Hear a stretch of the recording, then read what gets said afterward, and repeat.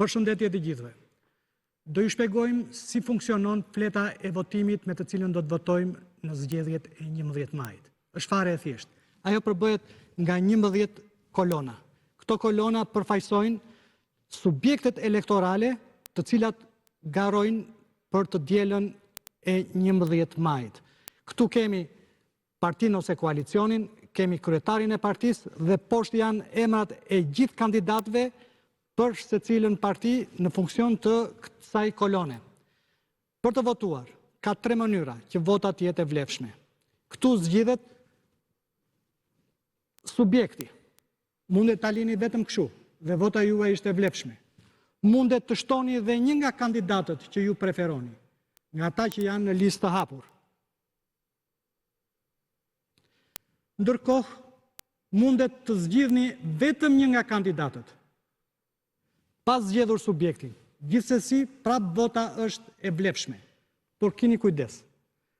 Kurse si të zgjidhni një koalicion dhe një kandidat të një subjekti tjetër. Në këtë rast, vota është e pavlefshme.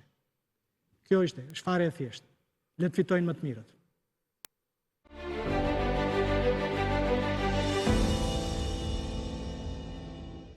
Mirëmbrëma të gjithëve.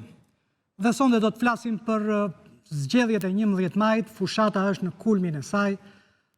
Rreth 2 javë më pas, pritet të konturohet se kush do jetë fituesi i këtyre zgjedhjeve. A do të kemi një mandat të 4 të Edi Ramës, apo do kemi një rotacion politik në Shqipëri. Emisioni dhe këtë të hënë do jetë në 2 pjesë. Në të dyja do jemi shoqëruar nga 2 kolege, nga Daniela Maloku, mirëmbrëma Daniela, dhe nga kolegja tjetër Razela Myslymaj. Razela, mirëmbrëma. Në pjesën e parë të emisionit i ftuar është, kam kënaqësinë ta kem për herë të parë të 5 pyetjet, zëdhënësin e fushatës Partisë Demokratike, zotin Andi Mustafaj. Mirëmbrëma zoti Mustafaj. Ndërsa në pjesën e dytë do jemi me të njëjtët kolegë, me drejtuesin e Lëvizjes Bashkë, zotin Arlind Qori.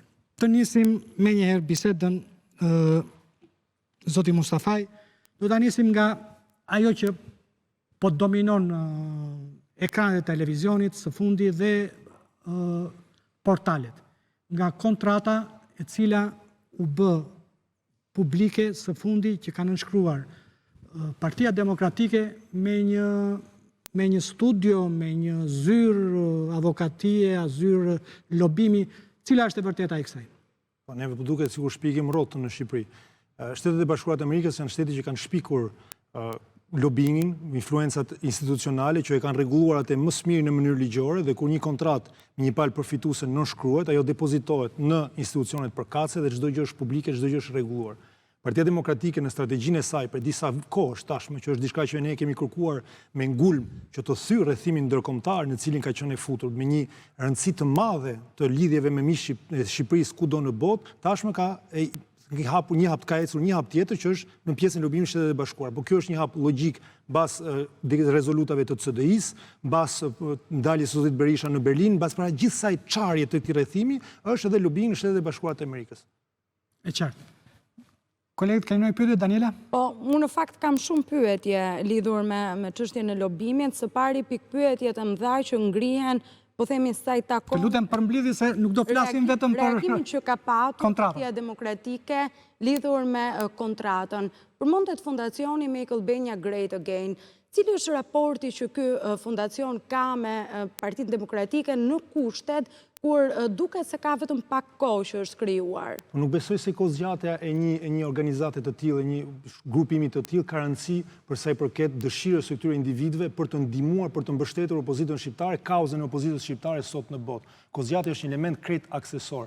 Rëndësi ka që sot regjimi Edi Ramës është i tillë sa që shqiptarë kanë vendosur të shkojnë më tej në angazhimin e tyre në Amerikë, edhe një herë brenda gjithë kuadrit ligjor të Shtetet e Bashkuara të Amerikës për ta çuar këtë çështje që të zgjidhet, sepse Shtetet e Bashkuara të Amerikës për një kohë shumë gjatë informacionet e tyre i kanë marrë si një formë të pasqyrë të thyer, ku ata nuk e kishin realitetin e asaj që ndodhte në Shqipëri.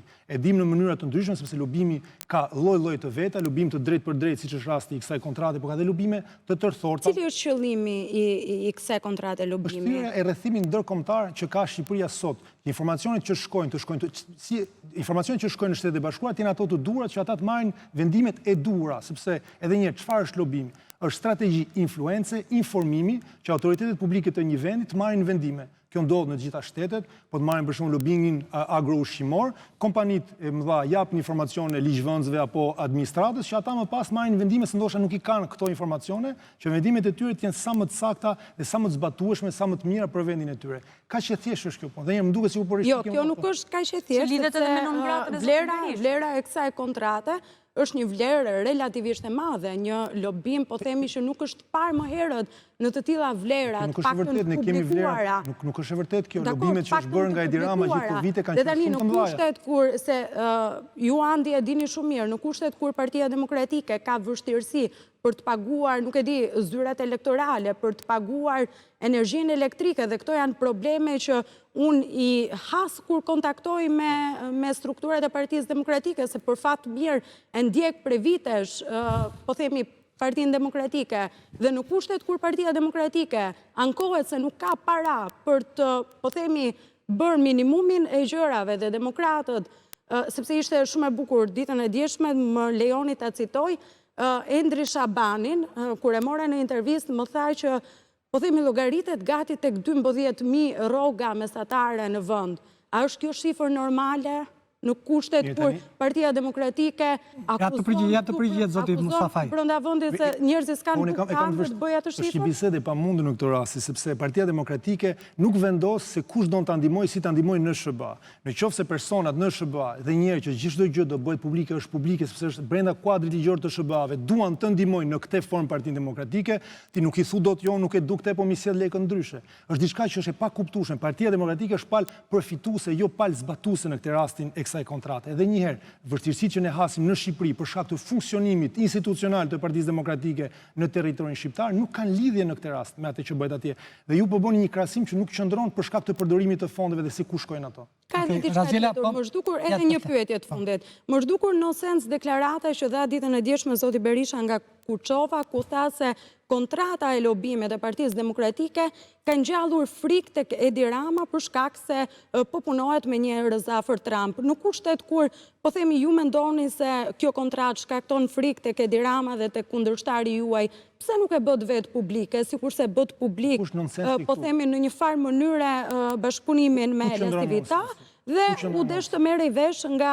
është depozituar, për ta formuluar më ndryshe pyetjen, është depozituar ose planifikohet të depozitojë në KQZ kjo kontratë? Kjo kontratë është depozituar në përputhje me gjithë rregullat ligjore të Shtetit Bashkuar të Amerikës. Kjo është ajo që ka rëndësi sot. Nonsensi që thoni që është trembo Edi Rama nuk ka lidhje. Jo, qëndron tek fakti që përderisa ju e mendoni si një armë fortë që trembe dhe kundërshtarin tuaj politik, pse nuk e bët vetë, përdorimi i një strategji elektorale dhe mënyrë të përshkallëzimit të një strategji elektorale, nëse firma është zyrtare e një nënpunësi sekretarit përgjithshëm të Partisë Demokratike, ajo depozitohet në SHB, në momentin që ajo bëhet duhet të shuani kuriozitetet dhe pikpyetje. Kurioziteti është në një strategji elektorale, mënyrën dhe momentet ku bëhen publike strategji elektorale, kjo varet nga zgjedhjet që bëhen në momentet që bëhen. Kur ti depoziton me firmën tënde në Shtetet e Bashkuara të Amerikës si dokument zyrtar që ti e din që do publikohet, nuk besoj se ka këtu në fshehje. Raziela? Jo, Andi, unë në fakt mendoj që ka një nonsens tjetër, fakti që një kontratë kaq shumë e majme, $6 milion. Nuk është $6 milion një pikë sparë, është $250.000 në muaj, $250.000 derisa të zgjidhet, mund zgjidhet edhe për 2 muaj dhe 3 muaj. Po çfarë ka një vlerë totale, pra që është parashikuar maksimumi që mund të paguhet, maksimumi që mund ndodh, pra që këta patriotë shqiptar kanë marrë përsipër të paguen. Dhe mua më duket nonsens për kaq vjeç sa jam unë dhe përsa kuptoj mënyrën se si funksionon edhe financimi edhe për çështjet politike, që dikush të financoj pa patur asnjë interes. Duket nonsens se nuk ndani me ne gravitetin në cilën ndodhet vendi. Se duhet paguajnë ata patriotë shqiptar në Shtetet e Bashkuara të Amerikës për Partinë Demokratike? Do t'i pyesni ata, ata nuk paguajnë për Partinë Demokratike. Ata nuk paguajnë për Partinë Demokratike. Neve gjendemi në një situatë ku bisedojmë për gjëra që nuk janë të njëjta. Pyetjen se pse ata i harxojnë këto lekë duhet ja bëni atyre, jo neve. Pyetjen se ku duhet Sigurisht, pse ata duan, ju mos pyesni mua se përse, por sepse situata në cilën ndodhet vendi. Nuk Partia Demokratike. Ne kam thirrur vetëm për këtë. situata Gjithë fushatet tërë do unë që... Dakord, por është aktualitet, kështu që disa pyetje aktualiteti është që fermerët përsëri kanë hedhur produktet e tyre. Kjo është aktualitet. Aktualiteti është që përsëri kryeministri Edi Rama, shumë mendoj si qytetarë shqiptar që na dëgjojnë sot. Unë u përgjigja vërtet sepse për respekt të çështjes që duhet të ezauruar, por që emisioni të filloj që kjo të jetë çështja që dominon portalet, kjo tregon se vështirësinë në cilën gjenden vendi jon, sepse dominimi i portaleve duhet të jetë për problemet që kanë qytetarët shqiptar. Që kryeministri përsëri përdori një gjuhë urrejtëse, përçmuese, përulse në mitingjet e tij, që fermerët që janë baza e vendit ton hodhen prodhimin e tyre. Kjo duhet të jetë. Përse e quani gjuhë gjithashtu dominimin të portaleve, kur kemi akoma inceneratorin fantazm, kur keni 5 milion euro e kopshit Eden, se ti marr me radhë, folët për shumën, 140.000 euro sot është e provuar që ka kushtuar një kërkesë për një telefonat. Nëse ne i hyjmë kësaj pune, ne nuk i dalim më. Dhe qase që un kam gjithmonë në politikë, është ne të merrem me çështjet e qytetarëve, problematikat e qytetarëve, se mund të filloj edhe unë t'ju çoja me bateri gjithë skandalet me milionçe, multimilionçe, 100 milionçe të Tiranës. Ajo që unë vendosur ishte që të përgjigjesha në mënyrë të shkurtër për diçka që është e zaruar dhe që e ardhmja do e tregoj, sepse 333 ditët e arrestimit zotit Berisha neve prap, kështu thonin, po e koha e tregoj, dhe koha do e tregoj edhe këtë, sepse nuk i shpëton dot qeverisë amerikane në këtë rast, nëse ke bërë një shkelje, do kapet ajo. Po sot, në momentin që ne jemi një ndërhyrje e tillë që shon fokusin tutje nga problemet e qytetarëve shqiptar, kjo është shqetësuese. Unë këtu du të flas për fushatën, për ata që kanë probleme qytetarë shqiptar. Nise do të sulmoje fushatën e Edi Ramës. Përse do ne sulmonja? Unë do flasim për fushatën e Partisë Demokratike. Qa të keqe ka fushata e tje? Qa ka të mira jo fushatë, jo qa ka të keqe. Kur ti në çdo dalje, propozimi më i rëndësishëm i Edi Ramës, po edhe një ti kthejmë edhe Partisë Demokratike, se kjo ka më shumë rëndësi qytetarë shqiptar, për ditë se pse ne jemi më të mirë, sepse ai është i keq sot është publikisht e njohur. Propozimi kryesor i Edi Ramës nuk bazohet mbi Edi Ramën. Pasaporta europiane është diçka që nuk e ka në dorë ai. Si mundet që të premtosh me trumbetimet, ma diçka që nuk e zbaton, nuk e realizon ti. Pasaporta është një kontratë me dy palëve, Tiranës dhe Brukselit. Dhe Rama thot donë që unë angazhohem që donë pala shqiptare të kryej gjithë detyrimet e mundshme. Po jo, se nuk funksionon kështu. Ai thot që unë do të çoj Shqipërinë në BE. Nuk e ka në dorë ai ta çoj Shqipërinë në BE sot, sepse sot në BE ka një që është reformuar, nëse mund të hym tek. Është reformuar procesi i integrimit të Bashkimit Evropian, vetëm pas reformimit të procesit janë hapur negociatat, janë hapur kapitujt me Shqipërinë. Është bërë një reformë sepse integrimi nuk po ecte përpara. Tani unë jam këshilltar i Fondacionit Robert Schuman në Paris, jam antar i bordit të Institutit Jean Monnet dhe jam ke lëvizje europiane franceze. Këto gjëra i kam trajtuar brenda Senatit francez, brenda Parlamentit francez. Nga që kishte një gërç të ecurisë së integrimit europian, për shkak dhe se lufta në Ukrainë kërkonte që Europa të lëvizte pak, u bë një reformë e cila mundsonte të ecësh përpara, të ecësh mbrapa. Përpara se të bëj kjo reformë e integrimit europian, mund shkojë vetëm përpara në integrimin europian. Okej? Vetëm pasi u bë kjo reformë, u hapën kapituj sepse mund shkohet edhe më si tip karrote që jepet disa shteteve që ata të vazhdojnë të presin. Sot që të integrohet një vend në Bashkimin Evropian është një traktat, që ta dinë qytetarët shqiptar. Duhet miratohet të paktën në mos gabojmë nga 24 parlamentet të shteteve anëtare. Por nuk e ka as qeveria në dorë. Dhe parlamentet e shteteve anëtare të Bashkimit Evropian kanë rryma të ndryshme politike që sot nuk janë për zgjerimin, sepse për shkak të luftës në Ukrainë, të tensioneve që kanë në lindje, ata nuk janë politikisht, edhe sikur Shqipëria t'i përmbushte, nuk janë sot ata politikisht për ta bërë. E të vish përpara qytetarëve shqiptar të bësh një premtim që ti e din shumë mirë që nuk e realizon dot, për shkak të kohës në cilën gjenden këto parlamente, është diçka komplet e papërgjeshme. Ta bazosh fushatën tënde në përçmime, në përulje është diçka që duhet na shqetësojë të gjithëve si qytetar.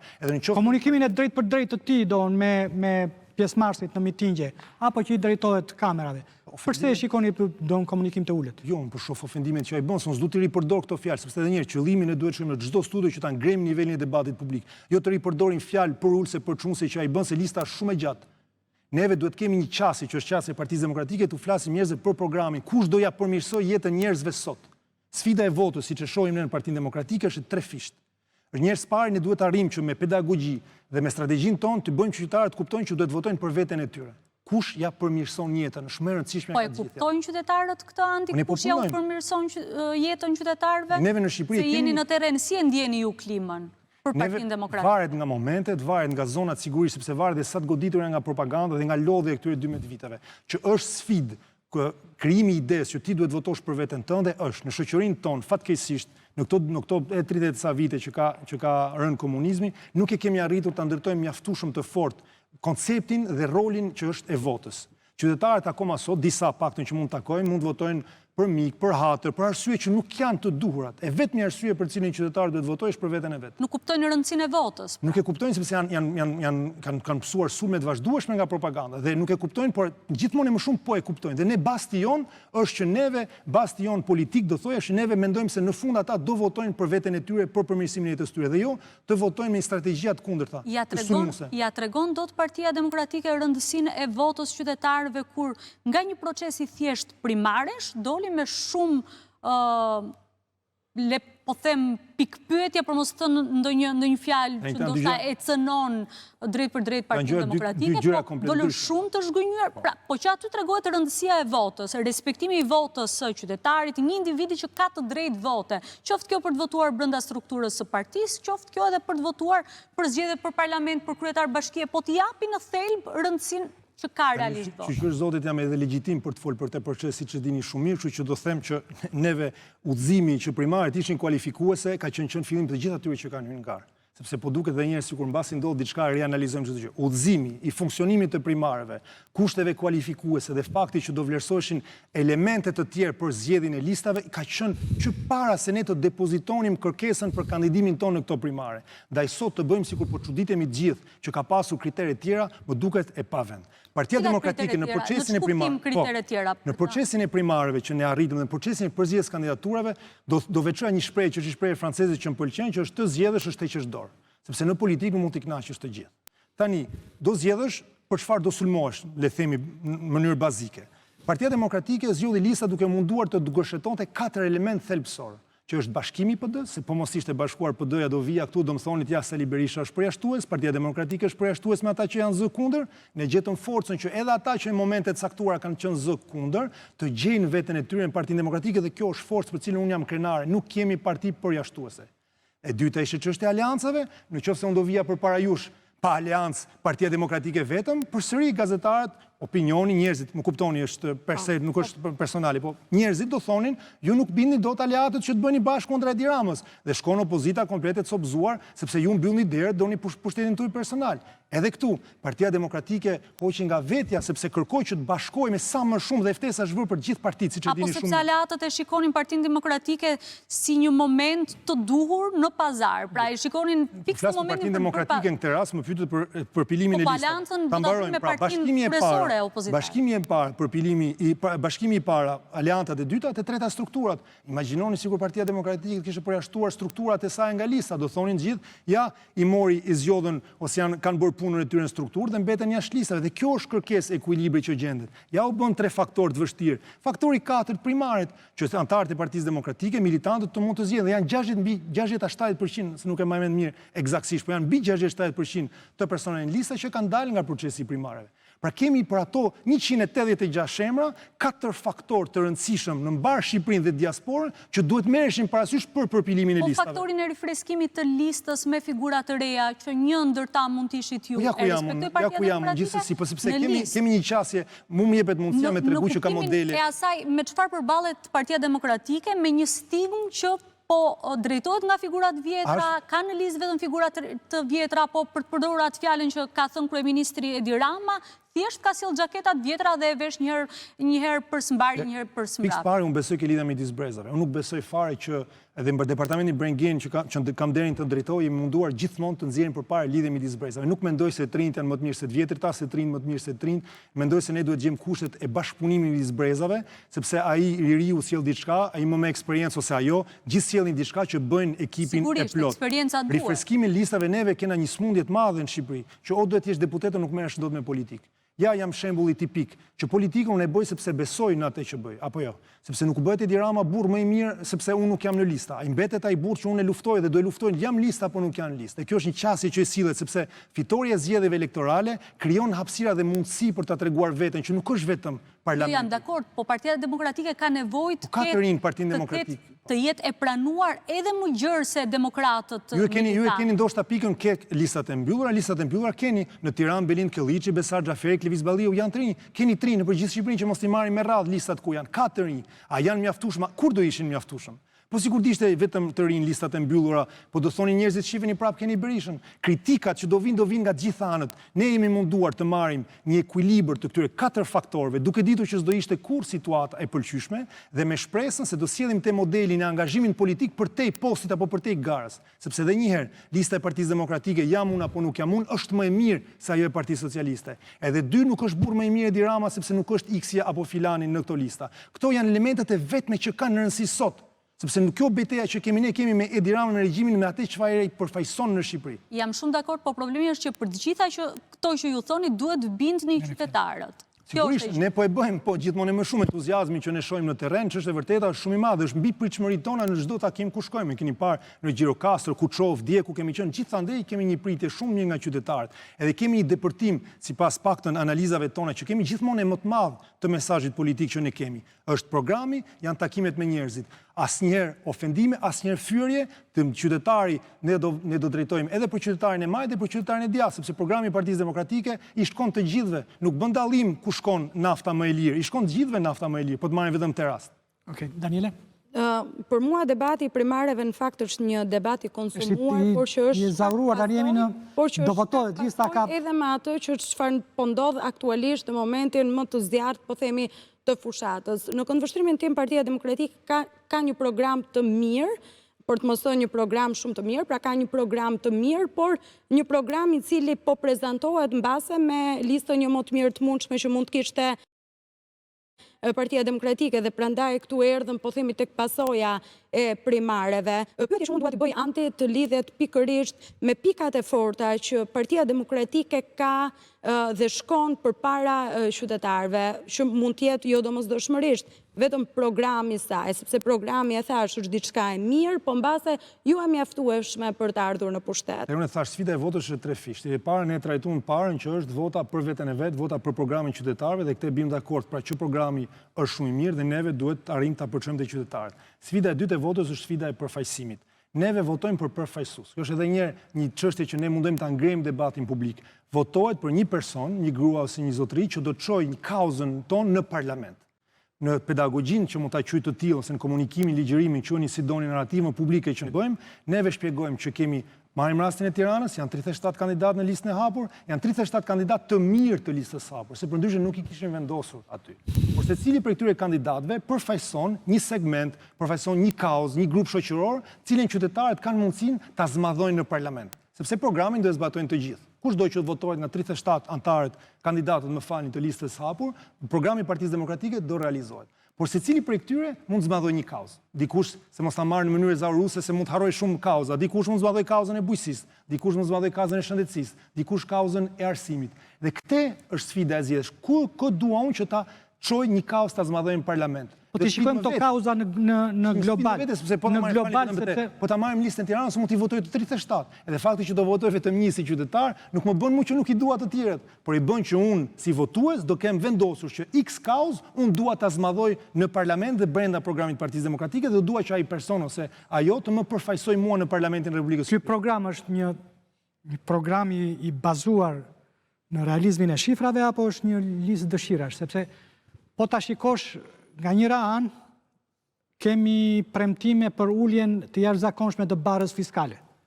Do deri tek TVSH-ja 15%. Që ndonjëherë duket edhe si kur deri dhe ulja 4 herë çmimit të energjisë elektrike. Ndërkohë kemi premtime të tjera të jashtëzakonshme që kërkojnë të ardhura më të mëdha. Apo qohet në qoftë se a ekziston rreziku që ose të ngelet një listë dëshirash, ose në qoftë se realizohet kemi një falimentim të buxhetit të shtetit. Dëshirash, programi i Partisë Demokratike është hartuar nga ekspertët më të mirë dhe është konsultuar me Heritage Foundation dhe me Konrad Adenauer Stiftung. Në këtë aspekt është një program i cili është gjërësisht i konsultuar, i miratuar, i diskutuar. Neve për zbatimin e programeve, në çdo vend që studiojmë që kemi pas ndryshime të mëdha, ka pasur kritika që nuk realizohet dot. Shihni Argjentinën, shihni SBA-t, ne nuk bllokohemi nga disa, le të themi, barriera që çojnë dhe që pengojnë zhvillimet e vendeve. Ne e kemi konsultuar, e dim që është i realizueshëm. Shtyllat e programit ton ju thoni merrni vetëm një moment të izoluar që do ulet bara fiskale. Po pse ulim ne barën fiskale? Se këtu hym prapë çështja e pedagogjiz. Hym sepse ne ulim barën fiskale, ulim koston e prodhimit të kompanive, falim gjobat që ata i bllokojnë dhe heqin burokracit, që janë 4 elementet kryesor të programit, të shtyllës së dytë të programit që është prodhimi Made in Albania, i shtym që të rritet prodhimtaria e kompanive. Sepse një kompani që prodhon që shet më shumë, rrit të ardhurat më pas në buxhetin e shtetit shqiptar, rrit mirëqenien e qytetarëve, paguan më mirë punojësit, duke i paguar më mirë punojësit konsumon më shumë. Është rreth kjo, është nga rrethi vicioz në cilin jemi sot, ne duam të shkojmë në rreth benefik. Pse bëjmë shtyllën e parë që është paketa dhe mshuri? Sigurisht që në mendim të parë është një kosto e madhe për buxhetin, por sepse neve duhet nxjerrim një qytetar, të quajmë atë që quajmë ata ardhurat e dinjitetit, sepse sot është shkatruar klasa e mesme në Shqipëri në këto 12 vite, këto janë fakte që edhe instati i qeverisë tregon. Dhe kemi një Shqipëri ose me njerëz shumë të pasur, ose me njerëz shumë të varfër. Dhe ne duhet ta rikrijojmë klasën e mesme. Hapi i parë duke krijuar duke nxjerrë ata nga varfëria ekstreme, sepse ne nuk i bëjmë pasur as në klasë mesme, i nxjerrim nga varfëria ekstreme. Minimumi etik është llogaritur nga avokati i popullit si një mënyrë për të dalë nga varfëria ekstreme, por personi mbetet përsëri i varfër. Por duke dalur nga varfëria ekstreme, jepet mundësia. Marrin pensionistët, nëse pensionisti ka nevojë për më pak ndihmë nga familjarët e tij, një do jetojë me më shumë dinjitet, edhe familjarët më pas ato lekë mund t'i përdorin për investim, mund t'i përdorin për argjime të tjera. Krijohet edhe një herë cikli benefik që ndodh. Duke rritur edhe një herë veprimtarinë ekonomike, siç ne besojmë ke kompania private, se ne jemi shtet, ne jemi parti e djathtë, besojmë ke shteti i vogël që promovon ekonominë, që promovon fermerët. Fermerët gjithandej nëpër botë votojnë djathtas. Përmendet rastin e një kompanie. E morë si shembull, por një kompani nëse nuk investon për të zgjeruar kapacitetet e saj prodhuese, atëre do ndaj vetëm shton rrogat e punëtorëve, atëre ajo kompani ka falimentuar në krye të vitit. Duke ulur barrën e saj fiskale, duke ulur koston e prodhimit, i lejon frymarrin, ne çlirojmë kompanitë private. I japim frymarrin që ata të lekë investojnë. Një sipërmarrë s'ka interes të zmadhoj kompaninë e vet. Është diçka krejt natyrore, por kudo që njeh sipërmarrës të vogël, të mesëm apo të madh, roli, identiteti, ADN-ja e një sipërmarrësi është zmadhimi i kompanisë vet. Nëse jepet frymarrje, do tentojë ta zmadhojë, do investojë. A do bëjë investimet e dhura, pastaj kjo i takon sipërmarrësit, por ne mendojmë që sipërmarrësi nëpër botë, në Shqipëri e kudo, e investon atë fondet paratë e veta më mirë se sa shteti, sepse shteti nëpërmjet makinerisë burokratike që ka, e djeg rrugës nëpërmjet shkallëve të ndryshme të vendimarrjes, e djeg lekun rrugës dhe përfundon një argjim që është shumë i keq dhe jo eficient. Andi, mendon që është ky programi më i mirë që ka patur Partia Demokratike në këto 12 vite opozit, pra në 3 palëzgjedhje që të humbura që ka kaluar, shkoni në zgjedhjet e 4-ta, kërkoni të merrni qeverisje në dorë, është ky programi më i mirë i partisë tuaj? Çdo program i përgjigjet një situate. Unë mendoj se programi sot është më i miri që kemi për situatën që i përgjigjet problematikave kryesore të vendit. Kjo është diçka thelbësore. Edhe një herë ne kemi identifikuar problemin e varfërisë ekstreme dhe zhdukjen e klasës mesme, mundojmë ta rikrijojmë. Kemi identifikuar që biznesi i vogël dhe i mesëm i merret frymarrje për shkak të atyre elementeve që mos përsëriten, fermerët u digjet prodhimi, fasonën nuk eksportojnë dot, atëherë ne vime propozime që t'i zgjidhen këto problematika. Kemi parë që shpopullimi është një plagë e madhe, vime propozimin që tentojmë ta frenojmë që më pas ta kthejmë në rrymën e kundërt të ripopullimit ose të rikrimit të saj.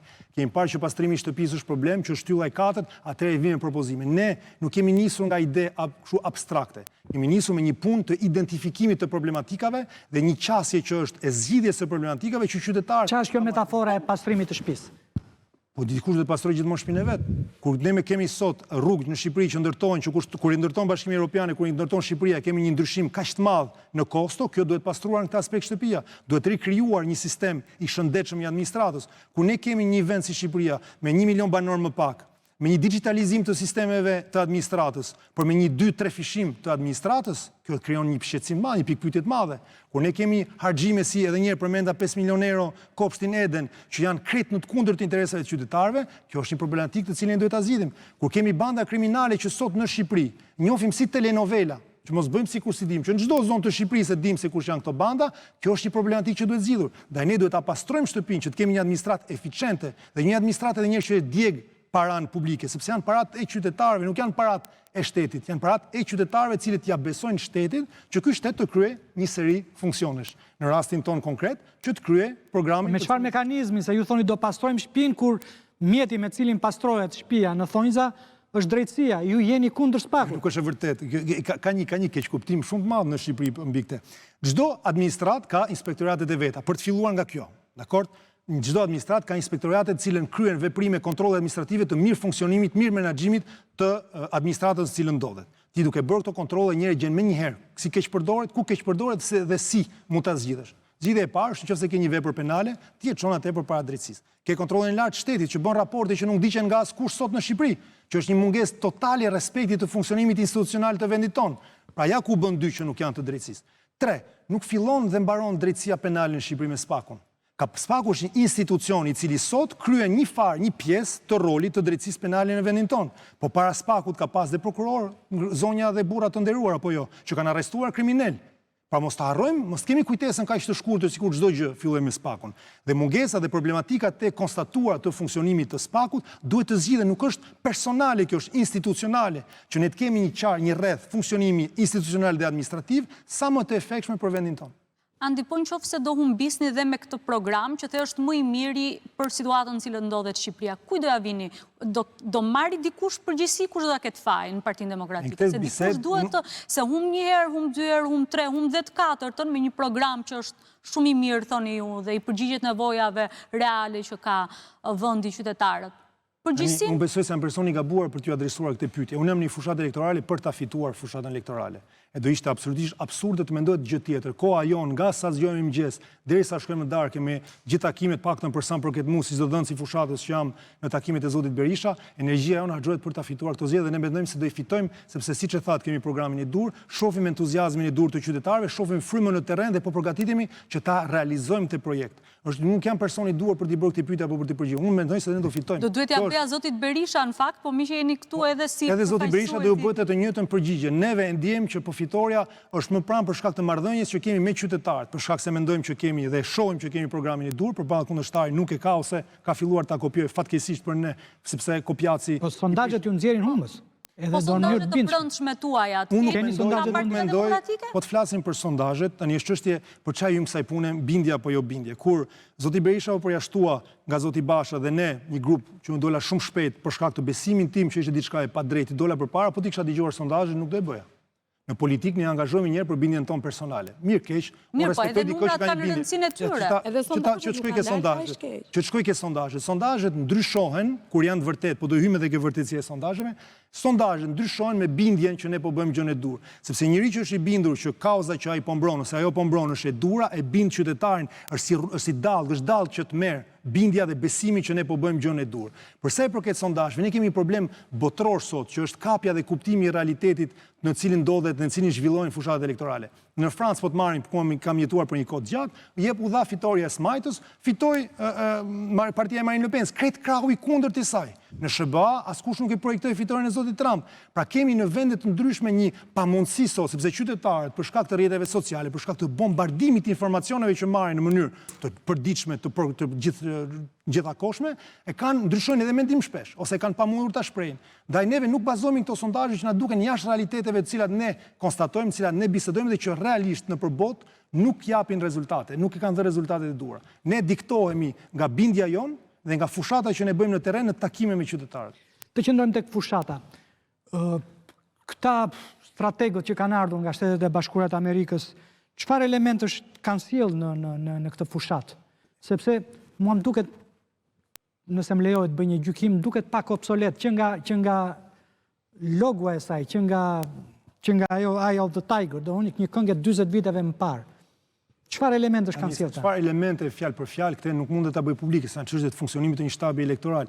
Dhe kushdo që ka punuar në një shtab elektoral din që përplasen idet dhe idet, duke përplasur ideve, prodhojnë më pas strategjinë përfundimtare. Nuk është aty një diktaturë që dikush vjen ta imponon. Ka biseda, se ka përshtatje. Sigurisht që ata vinë, ne kemi besim ka ata, sepse ata vinë me një situatë që ne e konsiderojmë të ngjashme me tonën në Shqipëri, dhe ndaj mund t'japin një përgjigje, por pastaj ata përshtaten me realitetin shqiptar.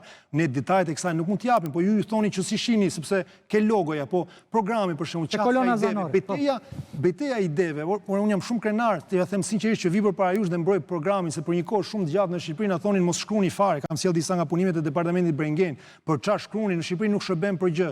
Neve besojmë se shërben, edhe ka një të qasje të pozitivitetit të fushatës, të daljes nga vetëm ankesa që mund këtë pas një farkohe në mënyrë të pa drejt Partia Demokratike, apo një lloj viktimizimi. Unë nuk jam viktimi i këtij regjimi. Unë kam vendosur të luftoj për parimet e mia dhe për idetë e mia. Edhe jam krenar që vi për para jush e mbroj këto ide, si që thamë për rolin e administratës, për rolin e sipërmarrjeve në ekonomi, për daljen nga varfëria ekstreme, dhe nuk vi këtu të komentoj fjalë përçmuese për ulëse të kryeministrit. Kjo është një arritje e madhe. Takimi, rëndësia e takimeve me qytetarët, rëndësia e strategjisë në rrjetet sociale, gjitha këto janë pjesë të strategjisë ku gjithë secili ka një element që e sjell në këtë kështjellë përbashkët që ne po ndërtojmë. Baba Rama, në fakt, për ta shtuar dhe mbase për ta përforcuar qëndrimin e Andit, unë mendoj që një nga të mirat, po themi që Partia Demokratike i ka bërë kësaj fushate zgjedhore, është pikërisht fakti që ndoshta për herë të parë kaq fuqishëm po diskutojmë për programet e partive politike dhe në një farë mënyrë e ka futur edhe Ramën në atë kurthin e vet për diskutuar për programin, sa që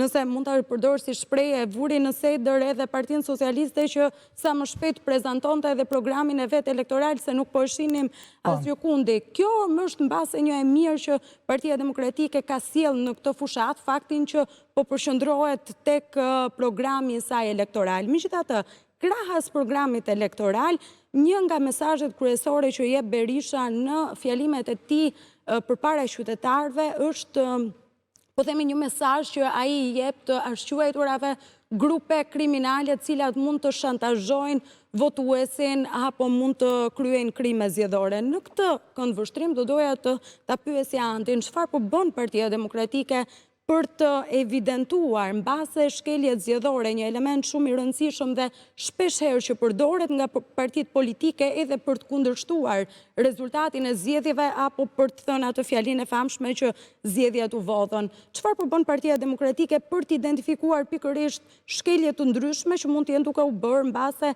në fushatë zgjedhore? Janë disa gjëra. Është e rëndësishme për qytetarët ta dinë se meqenëse po e trajtojmë para se të përgjigjem pyetjes tuaj. Në 2005 Partia Demokratike, qeverisja e Partisë Demokratike, arrestoi brenda vitit parë mandatit bandat kryesore të vendit. Dhe kjo është një fakt i rëndësishëm që jep legitimitet dhe kredibilitet qasjes që ne kemi ndaj bandave sot në Shqipëri dhe ndaj rolit të tyre famkeq në zgjedhjet elektorale.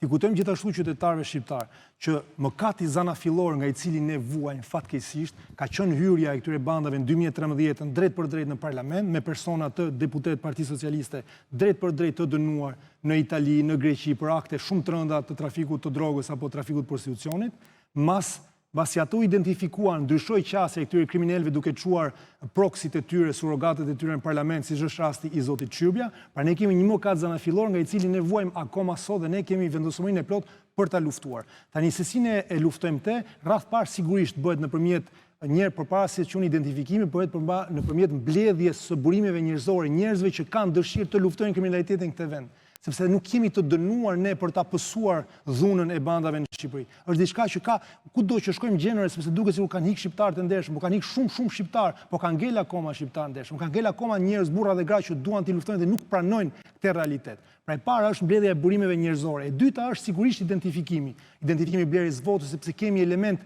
të shumta që na vinë, i blerjes votës, trysnimit të votuesve, përdorimit bandave kriminale drejt për drejt ndaj tyre. Jo më kot dola këtu, si ndiheni ju Andi personalisht kur shihni në fushata dhe mitingjet e Partisë Demokratike Elvis Roshin? Nuk e kam parë Elvis Roshin në fushatën apo në Partisë Demokratike. Në takime, madje nëse doni mund t'ju nxjerr edhe rrjetet sociale të zotit Roshi kur bën fushat për kandidatin në koalicionit Partia Demokratike, Aleanca. Kush liri i tij Elton Roshi? Zoti Elton Roshi, a ka ndonjë vepër ndaj tij? A ka ndonjë akuzë ndaj tij? Jo, ndaj tij nuk ka, por mos harroni diçka zoti Andi, për të drejtohem, domethënë, para disa kohësh, në mos gaboj para 2-3 javë përpara se sa të nisnin fushatën e Partisë Demokratike, por edhe të partive të tjera, ju vetë keni nxjerrë një video ku sulmonit, po them, figurat cilat janë atashuar në publik, si figurat cilat janë të lidhura me krimin apo me zyrtar të Partisë Socialiste. Në atë video ju keni përmendur edhe zotin Roshi. Prandaj po ju e bëj pyetjen, si ndiheni ju kur e shikoni në fushatën e Partisë Demokratike? Fushata e Partisë Demokratike bazohet mbi kandidat që ka zgjedhur. Ne nuk mund zgjedhim se kush bën fushatë e kush voton. Vota është diçka që është individuale për çdo person. Unë në fushatën që ne bëjmë edhe një herë, çështjet tona kryesore janë programi, janë njerëzit, janë drejtuesi. Pastaj nëse ne merrem se në çdo qytet mund gjeni persona që ai dua si dua unë personalisht. Në çdo qytet mund gjeni persona cilët ju i keni akuzuar se të lidhur me krimin dhe pastaj bën fushat për ju? Ka pak rëndësi në momentin që ne po flasim në rendin politik që ne jemi, apo jo? Se nuk është kandidati i Partisë Demokratike. Nuk ka pak, domethënë, ka shumë rëndësi madje, sepse Partia Demokratike opozita duhet ofrojë një model që duhet jetë ndryshe nga ai që ju mendoni apo akuzoni se paraqit pala tjetër, pushteti. Përpara çdo mitingu ne duhet t'i ndalojmë dhe të kontrollojmë gjithë personat që vinë në miting apo që bëjnë fushat. Cila është zgjidhja që mundet mendoni që mund të kemi ne ndaj një personi, sepse përmendën zoti Troshi, por në çdo qytet mund të ketë njerëz që X apo filani mund të ketë një problem me te. Tani, si të zgjidhim në këtë punë, të bëjmë ndalesa në jo. Neve jemi në dinamikën e fushatës.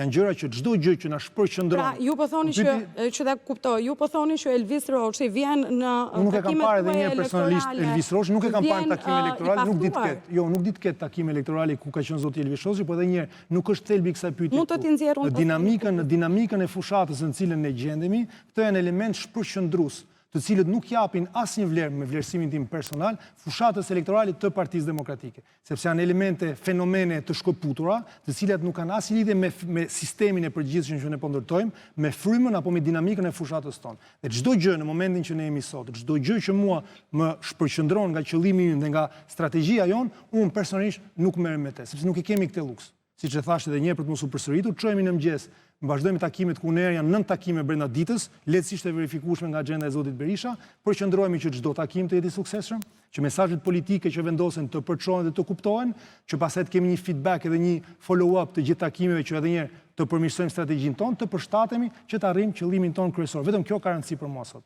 Dhe një gjë tjetër, në mos gaboj, Partia Demokratike ka deklaruar që pasi të vinë në pushtet do të ketë një qeveri më të po themi një qeveri më të vogël. Ju mendoni se Partia Demokratike ka sot qeverinë e saj në hije? Jo, këtë duhet me bëj zotit Berisha, unë nuk e di, nuk kam përgjigje ndaj kësaj. Po në kundërshtimin tuaj se ju jeni në Partinë Demokratike, keni vite që angazhoheni në Partinë Demokratike. Unë jam zëdhënës i fushatës elektorale. Tani se çfarë kanë mendje zoti Berisha për këtë aspekt të caktuar, unë nuk e kam. Unë jam gjitholog që të them gjëra që si di. Kurse di, them nuk e di. Andi, si zëdhënës i fushatës elektorale, se besoj se të rinjt janë sigurisht një element shumë i rëndësishëm, aq më tepër për një parti në opozit, që të përqafohet sidomos nga rinia. E ndjen që e ka realisht Partia Demokratike mbështetjen e rinisë sot dhe nuk flas vetëm për antar të Forumit Rinor të Partisë Demokratike që mund t'jenë të antarësuar dhe mund t'jenë aktivist, po edhe aty kemi patur element që janë bërë publik si që ka qenë rrjedhja, nëse mund t'a quajmë kështu, një grupi të rinj nga Vlora, që janë atashuar Partisë Socialiste, aq sa mund t'jenë, qofshin këta edhe 2 apo 3, po çfarë rëndësie ka, duke që ka një tentativ nga ana e Partisë Socialiste, kundërshtarëve tuaj politik, për të afruar edhe rinin tuaj, atë që dikur mund të ketë besuar tek idealet e Partisë Demokratike. Ti vetë në fushat, në terren, si e ndjen, ka të rinj që ju mbështesin dhe vinë në takimet tuaja elektorale, apo jo? Ka shumë të rinj, edhe një ato verifikohen nga lehtësisht nga fotografit, por për të përgjigjuar kësaj ndoshta përgjigjesh pak më ndërlikuar. Ajo rrjedhje që përmendët janë 2 të rinj. 2 të rinj në rang republike janë gjëra që ndodhin dhe trupën timi kaq i madh i saj është diçka që nuk reflekton realitetin në cilin e ndodhen. Tani në video nuk u dukën 2-3, u duk një grup i madh të rinj. 2-3 ishin TPD-s, të tjerë nuk ishin TPD-s, ishin bashkuar me një grup të rinj tjerë të Partisë Socialiste. Edhe ata që ishin atë grup të Partisë Demokratike ishin më pas te podcasti i Edi Ramës. Tani nëse marrim si grupim, ta marrim analizën e trinjve në çdo lloj vendi të botës.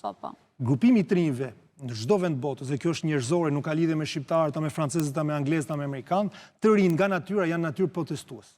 Janë natyrë që nuk pajtohen me rendin që është, nuk pajtohen me padrejtësitë, janë ata që janë më kundërshtuesit dhe më të fortët në kundërshtimin e tyre. Gjithandej.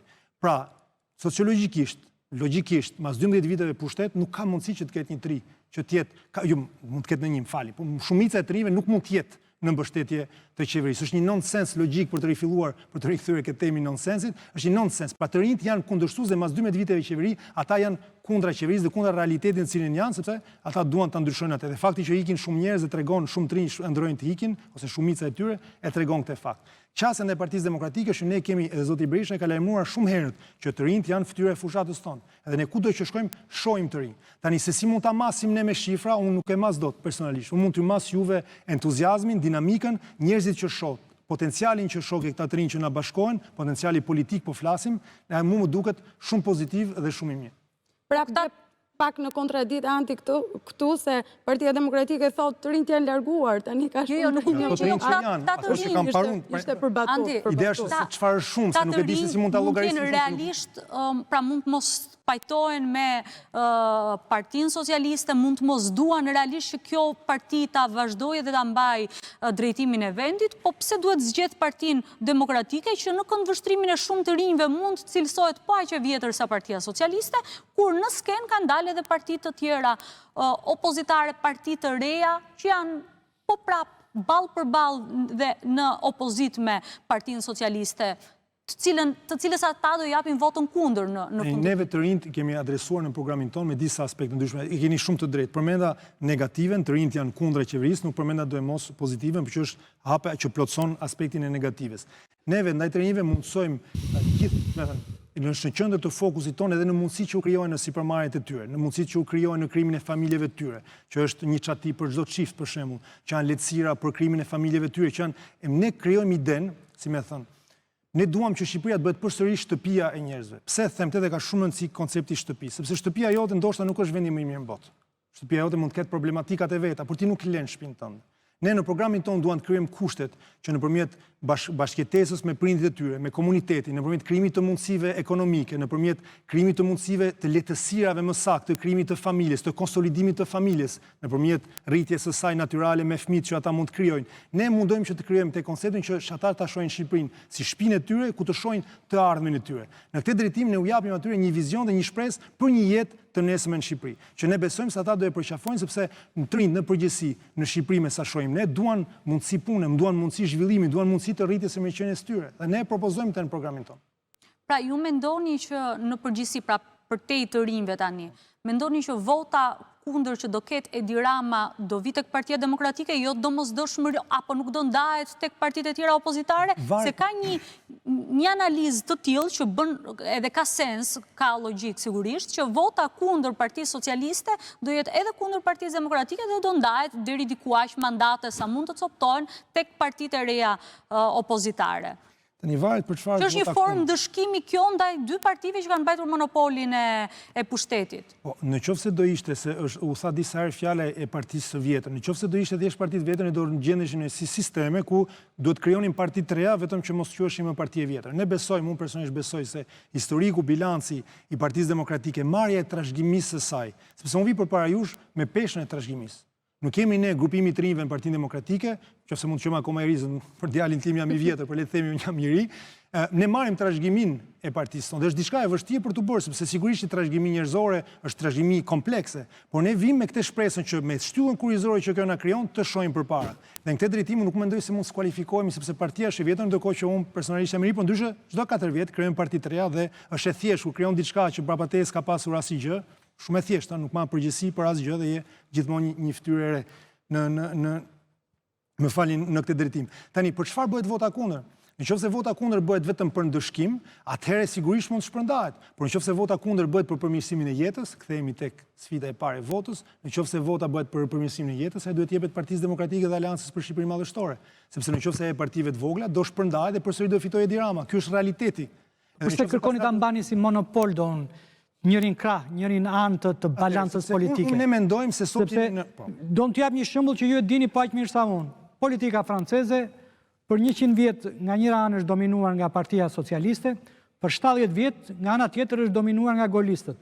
Në zgjedhjet e fundit, të paktën në 2-3 zgjedhjet e fundit, këto parti dolën njëra e 4-ta, tjetra e 5-ta. Po ka një specificitet, sepse Macroni kur erdhi në pushtet në 2017-ën, tha që unë jam me parti as e majta as e djathtë dhe filloi të merrte nga partitë e majta, partitë e djathta, personalitetet kryesore, duke i gjymtuar ata. Nuk po diskutojmë çështje programi, sepse dhe partitë bien perandori, jo më parti, kanë ciklin e tyre fiziologjik, biologjik. Në Francë, kur ti zhduk të djathën dhe të majtën për ta thithur tek partia e Macronit, forcon ato partitë e tjera në mënyrë natyrale. Kjo është një pasojë e strategjisë së Macronit dhe nuk është domethënëse në Shqipëri.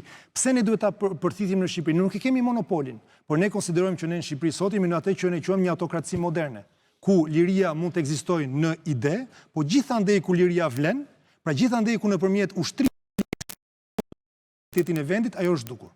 Në çdo institucion, po të marrim vetëm parlamentin, më falni, po nuk di të ketë bërë një ligj apo një amendament në një deputet i Partisë Socialiste në 12 vite, është jo funksional si institucion. Mendëm kontrollin lart të shtetit, nuk zbatohet asnjë për raporteve të tij. Pra, institucionalisht aty ku liria mund të ushtrohet për ndryshuar idenë e njerëzve nuk ekziston. Pra, nëse ne jemi në një autokraci moderne, ne konsiderojmë në qasjen politike time që jam, më falni shprehjen, në luftë politike, ndërshtarit që unë quaj një bashk, për ta rrëzuar nëse ai është vërtet kjo autokracia që ne mendojmë. Dhe nëse ne kemi luftë. Partitë e reja thonë që ju jeni bashk, keni aprovuar shumë ligje, amnisti. Shpresoj që s'do të kem nevojë në qoftë se unë kam nevojë të përgjigjem kësaj, do thotë që demonstrimi i ideve që unë po bëj nuk është i mjaftueshëm për ta kuptuar ndryshimin ton midis nesh dhe Partisë Socialiste. Unë mendoj se shpjegimi im, shpresoj të paktën është vetë shpjegues për ndryshimin që s'kam si të jem unë apo kolegët e mi të Partisë Demokratike. Në shtator kur çelet parlamenti dhe 4 vite në vijim.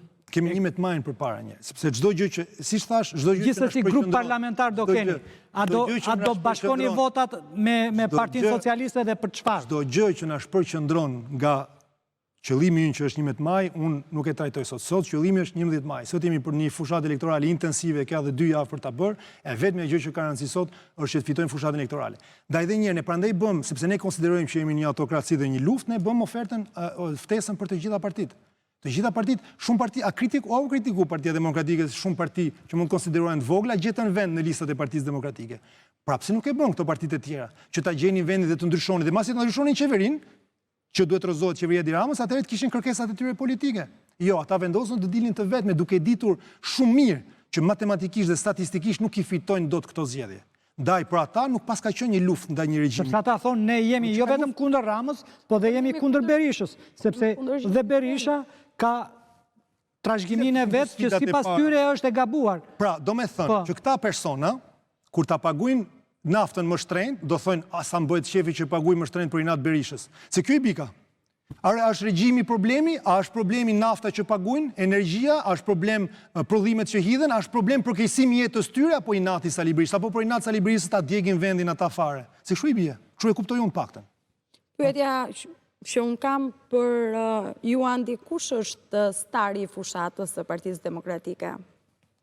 Po, stari i fushatës është sigurisht Sali Berisha, për shkak të energjisë që ai tregon, të entuziazmit që provokon dhe të frymëzimit që sjell, ai është stari, ne themin, po stare ka të tjera lokale, sepse ne po flasim për një star në kuptimin e rrezatimit kombëtar që ka. Star është edhe zoti Lasivita në llojin e tij, pra atë që ka sjellur ndaj fushatës në strategjinë e fushatës së Partisë Demokratike, po stari lokale ka plot. Neve për shembull përpara se të merrja rolin e zëdhënësit të Partisë Demokratike, të fushatës elektorale, më falni, me departamentin Brengeni nisëm një tur kombëtar që ishte kërkon ndihmë pranon ndihmë. E u vetë propozuam, meqense kemi shumë antarë, se shumica antarëve tanë janë jashtë shteti, se vetë koncepti i Brengenit është i koncept të mblidhjes së qytetarëve shqiptar jashtë shteti, ne propozuam ndihmën tonë, kush kandidat kishte nevojë që t'ia jepnim atë ndihmë nëpërmjet PR-it, strategjisë. Po.